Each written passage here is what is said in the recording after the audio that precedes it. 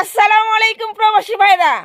আত্মীয়র বাড়ি আশেপাশে বিয়ের অনুষ্ঠান হয়েছে, আপনাকে দাওয়াত দেয় নাই আমার মতো এমন কে আছেন কমেন্ট করে জানাই যান। ঠিক আছে, জীবনে আশেপাশে অনেক বিয়ে হয়েছে, দাওয়াত পাই নাই, মুখ দেখে বলে নাই কেন? কারণ আমি গেলে পয়সা দিতে পারুম না, আমি ফাও খায় আসুম, আমার টাকা নাই, এই জন্য আমাকে দাওয়াত দেয় নাই। হয়তো তখন সামর্থ্য ছিল না, টাকা দিতে পারুম না দেখে দাওয়াত দেয় নাই, কিন্তু আজকে অনেক টাকা দিতে পারুম, কিন্তু আজকে দাওয়াত দিলেও যাবো না। কারণ হয়েছে কথাগুলো মনে আছে, যে মানুষগুলো অভাবের সময় পাশে না থাকে তাদের পাশে ভালো সময় থাকতে চায় না, তাদের থেকে দূরে থাকবো। আমার মতো অভাবে যে তাদেরকে খাওয়াবো, তাদেরকে খোঁজ খবর নিব। আলহামদুলিল্লাহ শূন্য হাতে এই প্রবাসে আসছি, আল্লাহ অনেক দিছে, অনেক টাকা পয়সা ইনকাম করছি অনলাইন থেকে, সৌদি আরবে বেতনে থেকে। একেই বলবে অনেক টাকা ইনকাম করলে কিভাবে? মেয়েরা এত টাকা ইনকাম করতে পারে নাকি? মেয়েরা নিশ্চয়ই খারাপ কাম করে, বলবেনই তো। কিন্তু এটা বিশ্বাস করেন, একটা প্রবাসী ছেলের টাকা সব খরচ হয়ে গেল, একটা প্রবাসীর মেয়ের টাকা সহজে খরচ হয় না। মাসে যে কয় টাকা স্যালারি পায় ওই টাকায় আনাম থাকে, 2 টাকা খরচ নাই, তাহলে আমাদের টাকা তো বেশি হবেই। আপনারা এক বছরে যদি 6 লক্ষ টাকা ইনকাম করেন, তাহলে আপনাকে বছর শেষে 1 লাখ টাকাও ক্যাশ দেখাতে পারবেন না, কারণ আপনারা নিজে ভাঙ্গেন, বাড়িতে দেন, বহু খরচ, সমস্যা শেষ নাই। কিন্তু একটা প্রবাসী মেয়ে তো প্রবাসে তখনই আসে যখন সমস্যায় পড়তে পড়তে তার সমস্যা শেষ হয়ে যায়, তারে দেখার কেউ না থাকে। ঠিক আছে, তো একটা প্রবাসী মেয়ে যদি মাসে 40,000 টাকাও বেতন পায়, ওই 40,000 টাকা আনামত থাকে, বছর শেষে অনেকগুলা টাকা হয়।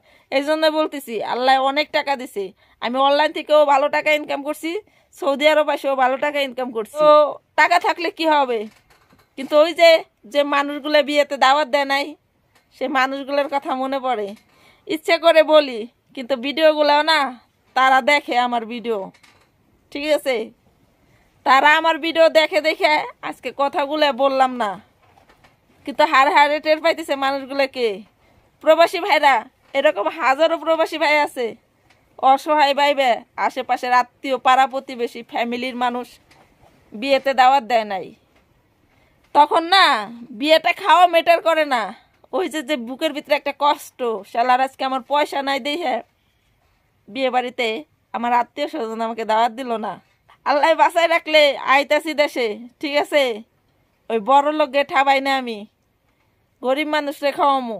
তো একটা কথা, যারা নাকি অসহায় ভাবে আত্মীয় স্বজন বিয়েতে দাওয়াত না দিছে, পই পই করে হিসেব রাখবেন, পই পই করে মনে রাখবেন, দিন থাকে না, তোমার বাড়ি খাওয়ানো শেষ, টাকা পয়সাও শেষ, মাংস খাইয়ে পেটে হজম হয়ে চলে গেছে, কিন্তু আমার ওই কথাগুলো মনে আছে, আমার ওই ব্যবহারগুলো মনে আছে। আমি জীবনে অনেক কষ্ট করছি, আফসোস নাই, কিন্তু আড়াপাড়ার আশেপাশের মানুষের খারাপ বিহেভিয়ার ব্যবহারগুলো আমার মনে আছে, মনে থাকবে, সমস্যা নাই, ভুলবো না, বাইসে যতদিন আছি।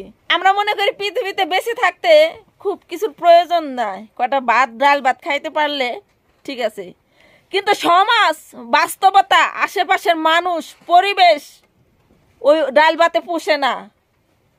একবারই যখন বিয়ে হয়, নিজের রক্তের চাচার বাড়ি, নিজের রক্তের বাপের চাচার বাড়ি যখন বিয়ে হয়, দাওয়াত না দেয়, তখনই জেদ উঠে, এই ডাল ভাত খেয়ে বেঁচে থাকার কোনো প্রয়োজনই নেই, বাঁচতে হলে ঠিক আছে পোলাও মাংস খেয়ে বাঁচতে হবে। এই যে আমি অসহায় দেখে বিয়েতে দাওয়াত না দিয়ে যে আমাকে ছোট করা, আমাকে অসহায়ের মতো দেখা, তখন মনে জেদ বাজে যে জীবনে আমি কিছু করুম।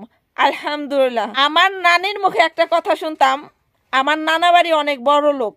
বড় লোক বলতে কি, আমার নানা প্রতি বছর জমি কিনতো, আমার নানা 1-150 বিঘা জমি রেখে তারপরে মারা গেছে, প্রতি বছর জমি কিন্তু আমার নানার বাড়ি খাওয়ানোর কোনো অভাব ছিল না। আজকের কথা বলতেছি না, আজকে গরিবের বাড়িও খাওয়ানোর অভাব নাই, এটা আমি 80 দশকের কথা বলতেছি, ঠিক আছে, তখন খাবারের খুব অভাব ছিল। আমার নানির মুখের কথা, আমার নানি বাড়িতে যে মানুষগুলো ফ্যান চায়ে নিয়ে পোলাপানে খাওয়াইছে, ঠিক আছে, আমার নানি বাড়িতে সেই সব মানুষ পরবর্তীতে 2 তলা 3 তলা বিল্ডিং দিছে, কিন্তু আমার মামারা ওই টিনের করেই ঘুমাই গেল। জমি আছে তাই কি হয়েছে? মানে আমার নানি বলতো যে যেসব মানুষ আমগো বাড়িতে ফ্যান নিয়ে খাইছে তারা দেখি এখন আমগোছায় ভালো আছে, আল্লাহ পরিবর্তন করে। তো আমি আমার পাড়া প্রতিবেশী পাড়া আমি কারোর সাথে কথা বলি না। কেন জানেন? কারণ আমার দুঃসময়ে এই মানুষগুলো আমি পাশে পাই নাই। আর বিশেষ করে তো বান্ধবী নাই, আমার কোনো মেয়ে বান্ধবী আমাদের এলাকায় নাই। কেন সে মেয়ে বান্ধবী বানান যে কথা, মান ইজ্জত নষ্ট করা হে কথা, ঠিক আছে?